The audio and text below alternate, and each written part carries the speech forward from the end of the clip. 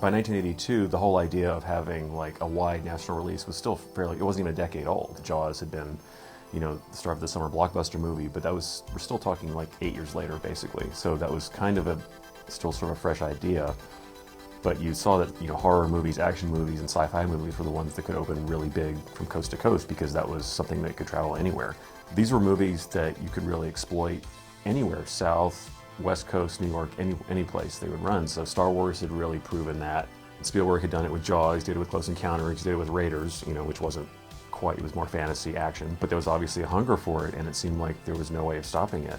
I feel like 1982 is the year that our blockbuster movies grew up and really started delivering one after the other after the other. Also, you had great artists making these films. I mean, you had Steven Spielberg on E.T., Nicholas Meyer on Star Trek II: The Wrath of Khan. You had John Carpenter doing The Thing. You had Tobe Hooper on Poltergeist. I mean, these are people who were steeped in film history, in film grammar.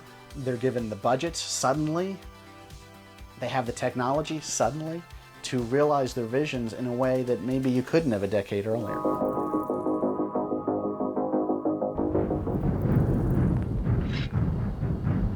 Warrior. Thief.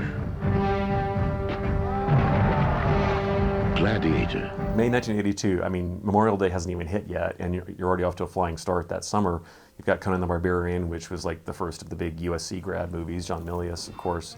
He had this enormous budget from Universal to play with, so he had this big epic dream project, this huge fantasy film that he could do. Conan the Barbarian was a milestone film. It's something that thousands and thousands of comic book and pulp readers had been waiting for all of their lives. They said you would come, a man of great strength.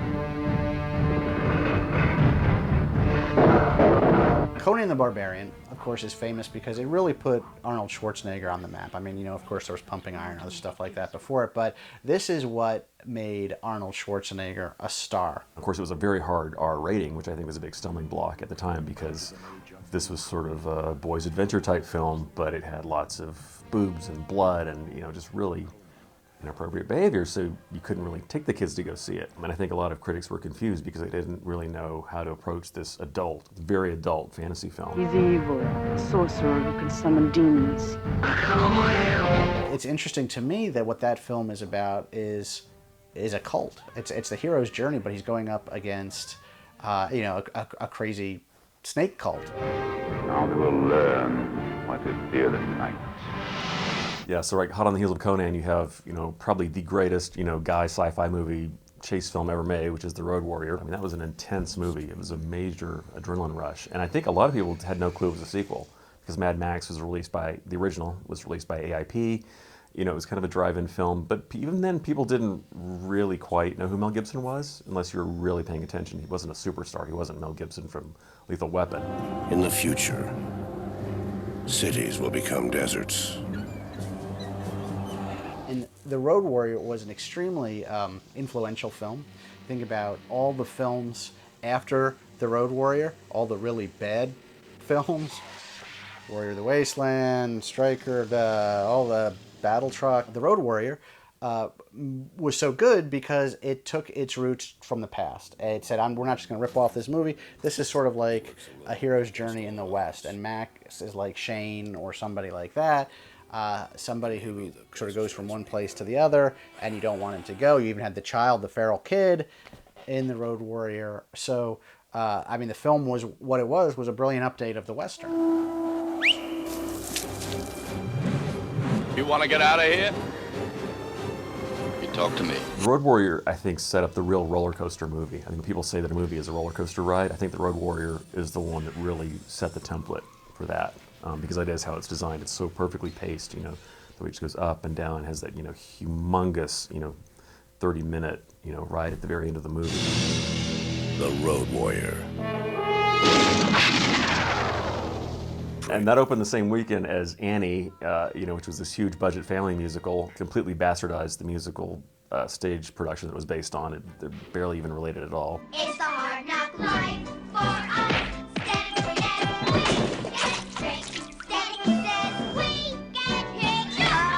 And this same time you had Dead Men Don't Wear Plaid, which is one of the greatest of the Steve Martin pure comedies, you know, the Carl Reiner ones that he made.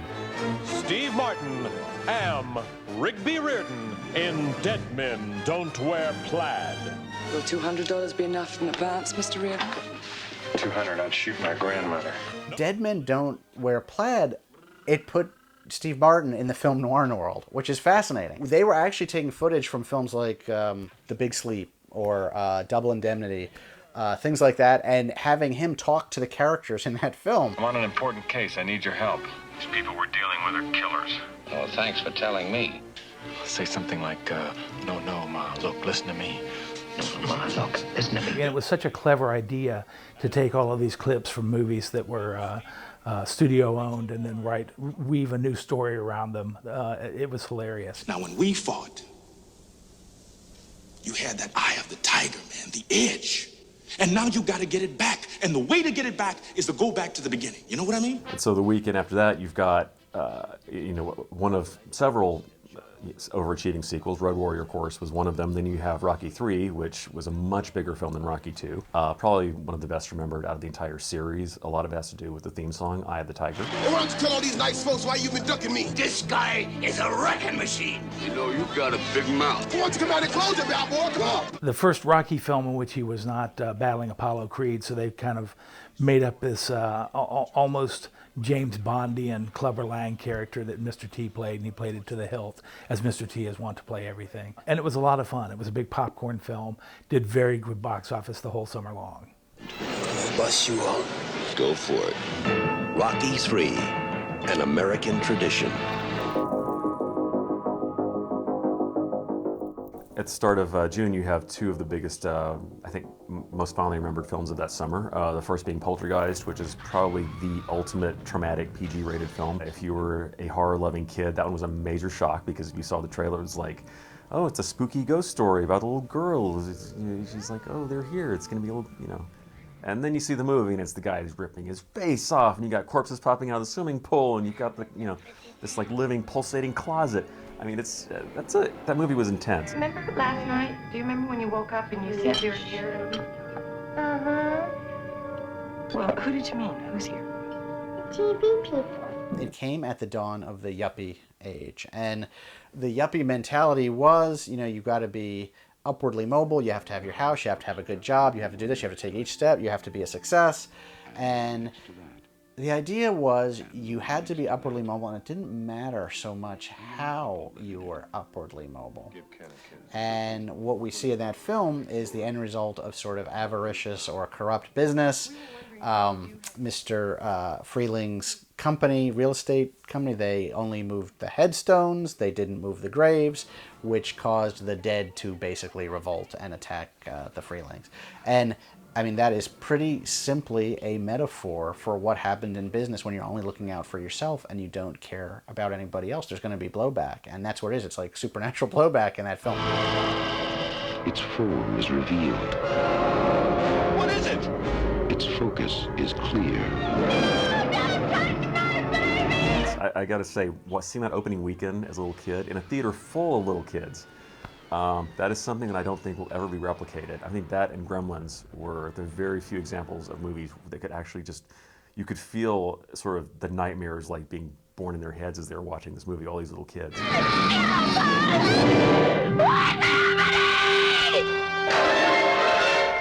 Star Trek II, I think, was a big shock for people because when you think about it, that's a really ballsy film to sort of base a sequel, not to Star Trek: The Motion Picture, but you're doing a sequel to an episode of what was still kind of a cult TV show, and the first Star Trek film had been considered a dud. So here they had this lower budgeted film based on a story that only really diehard Trekkies remembered. Beyond the darkness, beyond the human evolution, is Khan, a genetically superior tyrant.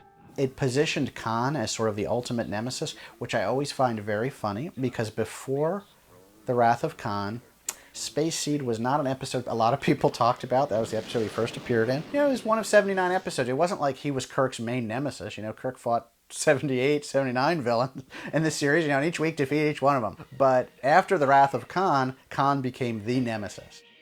There was a sense of naval adventure in that film that really kind of made it a roller coaster ride all the way through. The second and third act of that film were amazing.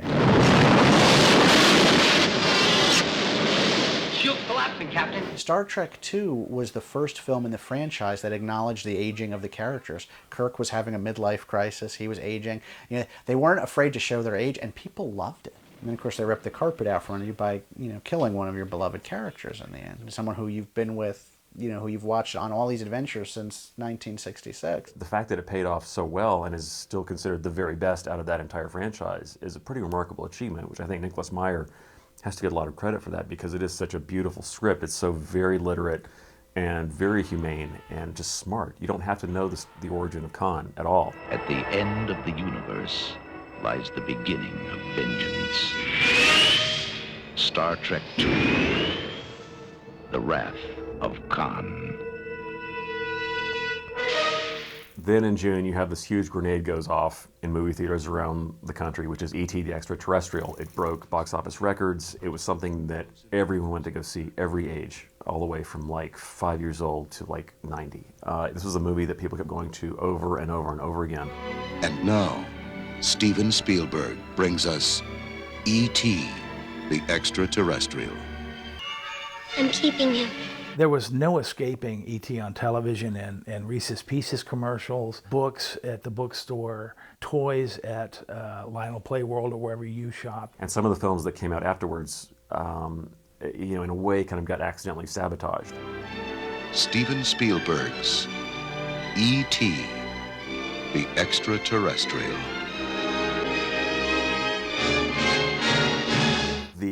The black sheep sequel of the summer, which was Grease 2. And I think that people really had their knives out for it because it was Grease 2. They had the gall to not have Olivia Newton-John, not have John Travolta. Also the fact that you have this sort of inexperienced female director who's Patricia Birch, who was the choreographer on the original film. I think that in a way it kind of set the movie up to fail, because there was definitely a bit of a slant against American women directing movies. It wasn't always that obvious, but you could really feel it when you read the reviews. There was this kind of resentment.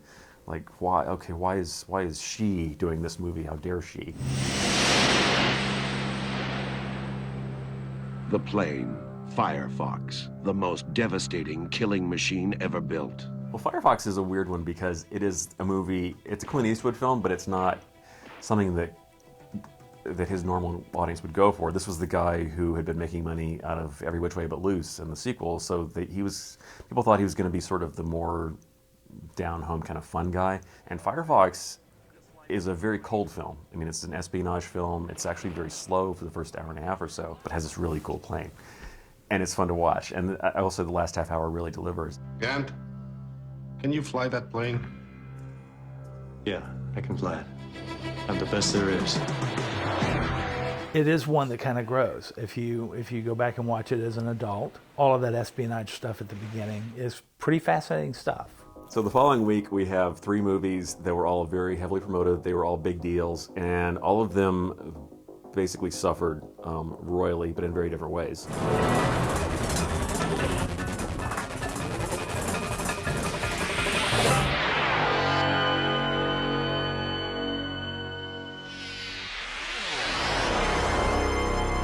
Ridley Scott had already wowed the science fiction fandom, the genre community, with Alien in 1979. I mean, just an amazing, terrifying horror film. But in the summer of 1982, he came back with another visionary film, Blade Runner, starring Harrison Ford.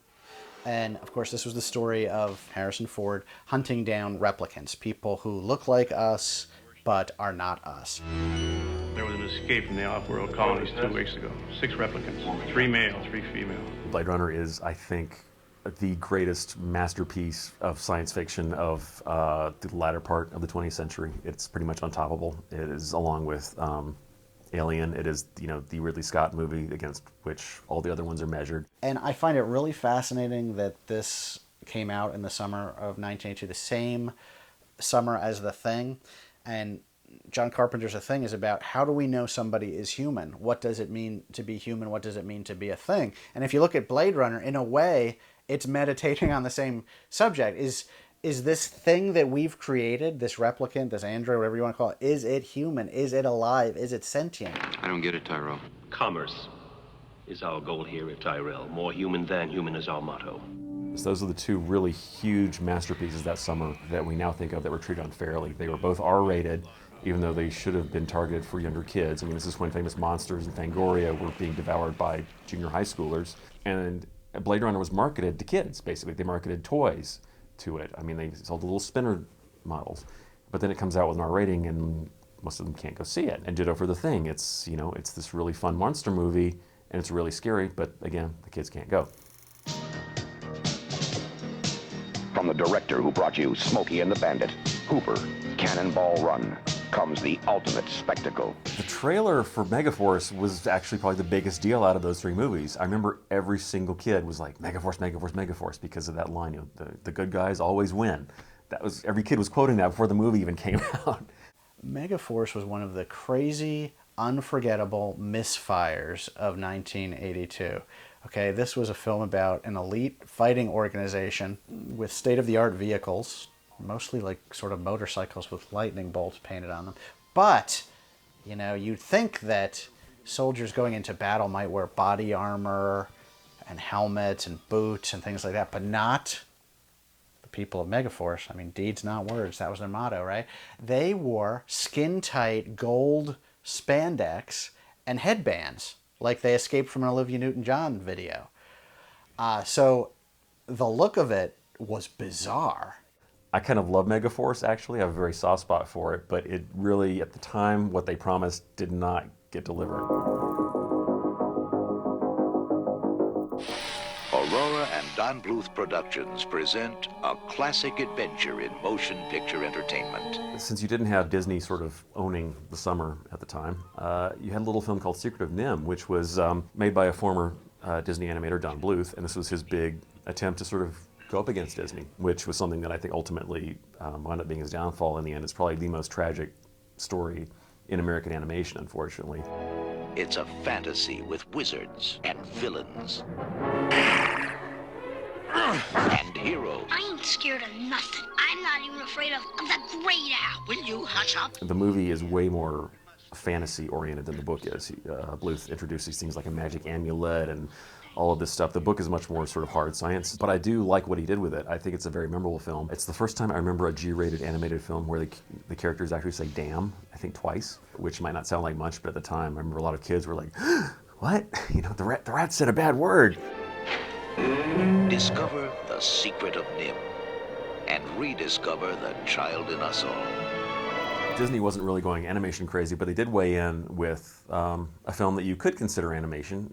It wasn't hand-drawn at the time. This was a computer-animated film, and that's Tron. The NCOM 511 computer, center of the most calculating intelligence on Earth. Within it, there exists an unknown civilization where man has never been. Tron was another masterpiece of 1982.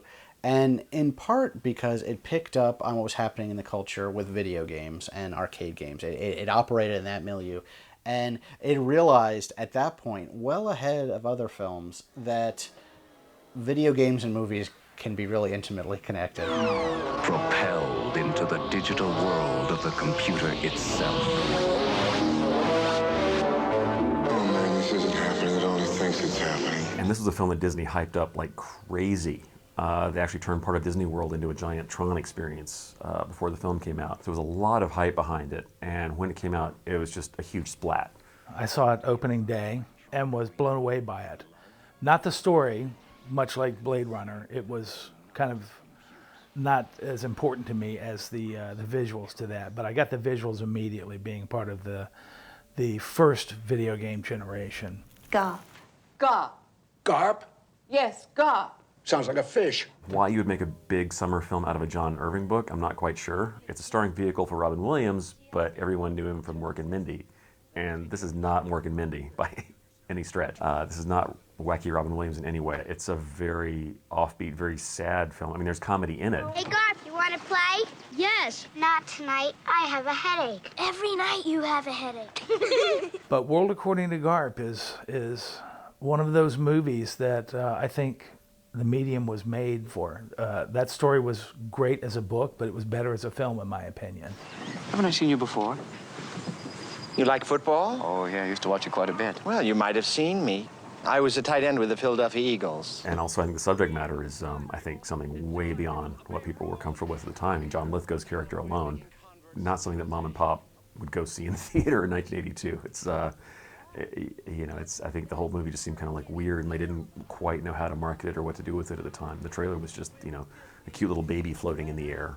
You had some pretty good adult fare coming out after that, in the sense that movies that all the grown-ups would go see. You had some R-rated dramas. You had Officer and a Gentleman, which actually went on to win multiple Academy Awards. I was kind of put off because, I don't know if anyone remembers this, but the original trailer was basically just Louis Gossett screaming for 2 minutes. There was no romance in it at all. But it turned out it was actually a really, you know, it was a good love story set in the world of the military. Now, why would a slick little hustler like you want to sign up for this kind of abuse anyway? I want to fly jets, sir. My grandmama wants to fly jets. Everybody saw that movie. Everybody heard that song, Love Lift Us Up, over and over and over on the radio. It really cemented Richard Gere as a romantic lead. So it was the big non-genre hit. If you had a girlfriend, you went and saw that multiple times over the summer. I ain't gonna quit. You're out. Don't you do it. Don't. I got nowhere else to go. And now let's all get serious. Hey, you pervert! Get out of my... Talk about one of the all-time great bait and switch maneuvers on an audience. Because if you look at the poster, it's all these teenagers, and they're like, you know, and it's like this hot, you know, soundtrack with all these artists like The Cars and Blondie and yada yada yada. And my God, that is not what it is at all. The soundtrack is amazing. But this was a remake. This was Cannon Films was kind of really reestablishing itself under Golan and Globus, and so they remade their biggest Israeli hit, which was the very first Lemon Popsicle film. And they transposed the story almost identically to an American high school. But man, does it come out weird. But this film does not pull any punches. I mean, it is grim. There's some really fun stuff in it. I mean, there's goofiness, you know, like stuff with a hooker, and there's like the guys, you know, goofing around doing the measurement contest in the locker room and so on. So you think it's going to be this fun, rollicking teen film, like a pre-Porky's kind of thing, and then, man, in the second half, it just goes in a totally different direction. It is the first of 2 really big teen films that summer dealing with abortion, really frankly. Everyone, I think, who saw it fell in love with Diane Franklin.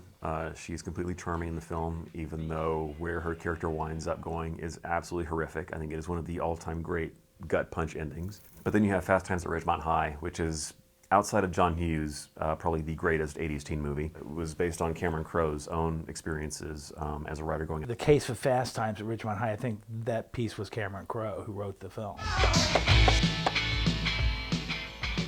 That was my skull. I'm so wasted. Weekends are a good time to escape to the woods. Unless the weekend begins with Friday the 13th. And then we have Friday the 13th Part 3, and this was kind of an audacious idea when it came out, because this was Friday the 13th Part 3D. And that's like the main selling point on the poster. You have this knife and the words, the 3D sort of like poking out at you on the poster. Jason, you can't fight him. But this one was the first one where he started becoming more like Michael Myers from Halloween, where he's this driving force that you're running to get away from, that you were unable to kill, and when you do kill, he pops back up. It's like a movie made for teenagers to go and sort of like dare each other to watch it. Jason will come to you. Friday the 13th, Part 3 in 3D. So many great films, so many we haven't even talked about. They just kept coming and kept coming and kept coming. More so than any year before, any year after. You know, you think in terms of a baby boom, was there an electrical outage 9 months before, and then all of these babies get born? I would be very interested to kind of see what the genesis of that year really was. I think the critics had the knives out for some films more than others, but almost every film that came out in that period, I think, is revered, or at least regarded with, you know, a lot of affection, justifiably, because it was kind of something in the air that all the monster kids had grown up and they were having fun with the camera, and that was infectious. I think that spread all over the world basically that summer.